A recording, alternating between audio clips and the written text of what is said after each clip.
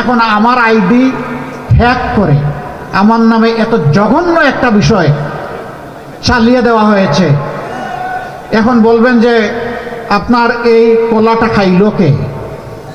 ঠাকুর ঘরে কে রে? ওই কলায় অর্ধেক কামড় দিয়ে বলে আমি কলা খাই না। শুধুমাত্র বাণিজ্যিক রাজধানী নয়, এটি এক সুদীর্ঘ সংগ্রামী ইতিহাস আর প্রতিরোধের রাজধানী।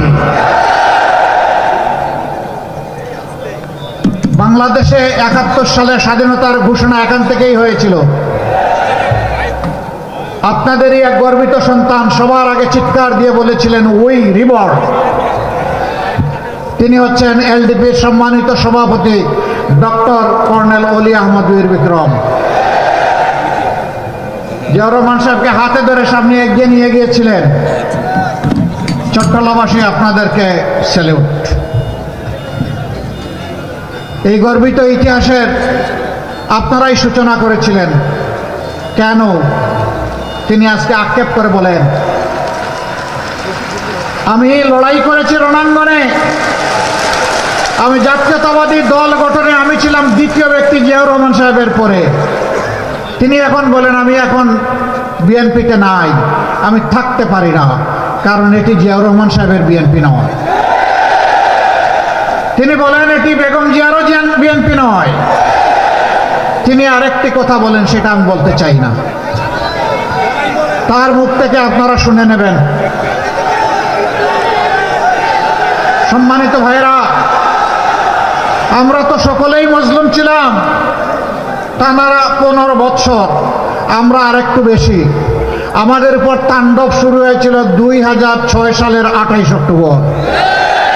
লকি বইটার তাণ্ডব চালিয়ে 0 পয়েন্টে প্রকাশ্য দিবালুকে আমাদের 6 জন ভাইকে খুন করা হয়েছিল। খুনের রাজনীতির এখানেই সূচনা। পিছনের দরজা দিয়ে এসে আওয়ামী লীগ তারপরে যা করেছে তার সাক্ষী বাংলাদেশের 18 কোটি মানুষ। তারা তাদের পাওনায় এক অংশ পেয়ে গেছে। এখন বাংলাদেশ মুক্ত হয়েছে। আপনারা কি চান যে বাংলাদেশ পুরাপুরি মুক্তি পাক? আপনারা কি চান যে এটা একটা স্বাধীন সার্বভৌম দেশ হিসাবে মর্যাদার সাথে মাথা উঁচু করে দাঁড়াক? যদি তাই চান, তাহলে ফেসিবাদী খাসলতের যারা এদেরকে চিরতরে লাল কার্ড দেখাতে হবে।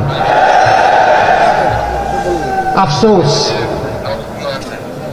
সবচাইতে নির্যাতিত দল জামাতে ইসলামী ধৈর্য ধরল, দেশে শান্তি শৃঙ্খলা ফিরিয়ে আনতে সাহায্য করল, শহীদ পরিবারগুলোর কাছে দৌড়ে গিয়ে হাজির হলো, আহত পঙ্গুদের পাশে গিয়ে সান্ত্বনা জোগালো, বন্যা কবলিত মানুষের পাশে গিয়ে দাঁড়ালো। আর সেই জায়গায় এক দল চাঁদাবাজিতে ঝাঁপাইয়ে পড়ল। আমি পার্সোনালি তাদের এখানকার শীর্ষ নেতাদেরকে নিয়ে বসে হাতে ধরে বলেছি, দোহাই আল্লাহ, আমরা সবাই মজলুম ছিলাম, মেহেরবানি করে এখন জালেম হবেন না,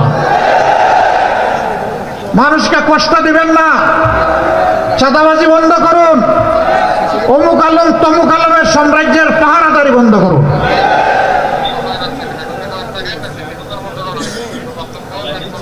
এখানে ওখানে বিভিন্ন জায়গার দখলদারি শুরু হয়ে গেল। এই দখলদারি করতে গিয়ে নিজেদের 234 জন মানুষকে নিজেরাই মেরে ফেলল। এরা বাংলাদেশকে কি দিবে? ওই 28 সালের 6 সালের 28 অক্টোবর যে বার্তা দিয়েছিল আওয়ামী লীগ ক্ষমতায় আসার আগে, আজকে একই বার্তা দিচ্ছে এই দলটি। সেই দলের নেতাদেরকে বারবার অনুরোধ করা সত্ত্বেও তারা শান্তির পথে, মানুষকে সম্মান, মানুষকে ভালোবাসার পথে তারা আসছেন না। এখন তারা লেগেছেন আমাদের পিছনে। এখন আমার আইডি হ্যাক করে আমার নামে এত জঘন্য একটা বিষয় চালিয়ে দেওয়া হয়েছে। এখন বলবেন যে আপনার এই কলাটা খাইলো কে? ঠাকুর ঘরে কে রে? ওই কলায় অর্ধেক কামড় দিয়ে বলে আমি কলা খাই না। হ্যাক করেছে হ্যাকার, তাও আলহামদুলিল্লাহ ইতিমধ্যে আবিষ্কার হয়ে গেছে কারা করেছে। এখন ওদের পিছনে কোন কালো হাত আছে সেটাও আমরা আবিষ্কার করবো ইনশাল্লাহ।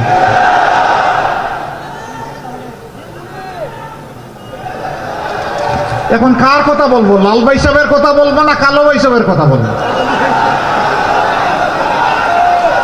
পৌষ মাসে পিঠা খাওয়ার জন্য বসেছেন দুই বেয়াই পাশাপাশি, ছেলের শ্বশুর মেয়ের শ্বশুর। পৌষ মাস, মিষ্টি মিষ্টি রোদ উঠেছে।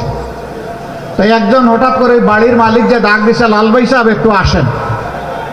তো লাল ভাই সাহেব আসে, বলে যে একটু শরিক হন। শরিক হয়েছে।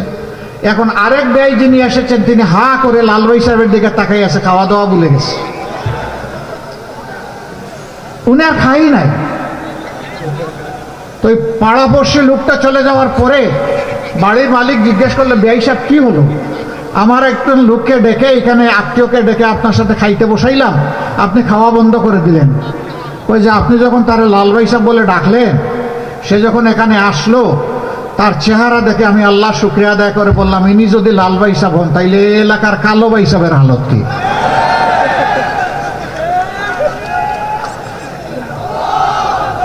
এখন কিছু লোক তারা এখন নিজেকে লাল ভাই সাহেব হিসাবে উপস্থাপন করতে চায়। আমি মাফ করবেন, আমি মানুষের গায়ের রং নিয়ে কথা বলছি না, আমি খাসলত নিয়ে কথা বলছি। এই 2 দিন আগেও গাজীপুরে একজন ফ্যাশন ডিজাইনারকে চাঁদা চাইতে গেছিল, চাঁদা দেয় নাই, মেরে ফেলছে। এরা আবার বড় গলায় কথা বলে। এরা যখন একসময় ক্ষমতায় ছিল, ঢাকা বিশ্ববিদ্যালয়ের, আমি হলের নাম নেব না, ওগুলা সব আমাদের কলিজার টুকরা মেয়ে, সেখানে ঢুকে ওরা কি করেছিল আপনারা সবাই জানেন, এখনো কি করে সব জানেন। আর আমার নামে চালায় দিছে, অসুবিধা নাই। আল্লাহ রসুল সাল্লাল্লাহু আলাইহি সাল্লাম বলেছেন, কেউ যদি কারো নামে বানাওয়াট কোনো মিথ্যাচার করে, কোনো অপবাদ দেয়, আল্লাহ তার মাথার উপরে লানত হিসাবে এটাকে ফেরত দেবেন।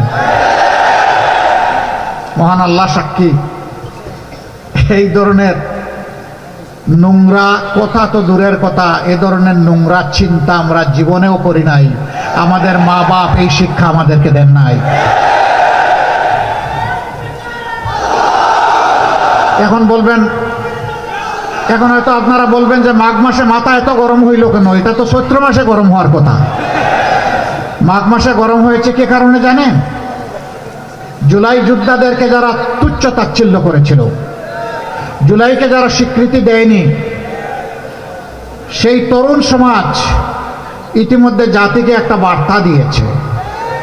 ঢাকা বিশ্ববিদ্যালয় থেকে শুরু করে জগন্নাথ বিশ্ববিদ্যালয় পর্যন্ত এই তরুণ ছাত্র সমাজ জানিয়ে দিয়েছে যে তারা চাঁদাবাজ, দুর্নীতিবাজ, মামলাবাজ, স্ট্যান্ড দখলকারী এবং নারীদের ইজ্জত হরণকারী, এদেরকে তারা লাল কার্ড দেখিয়ে দিয়েছে।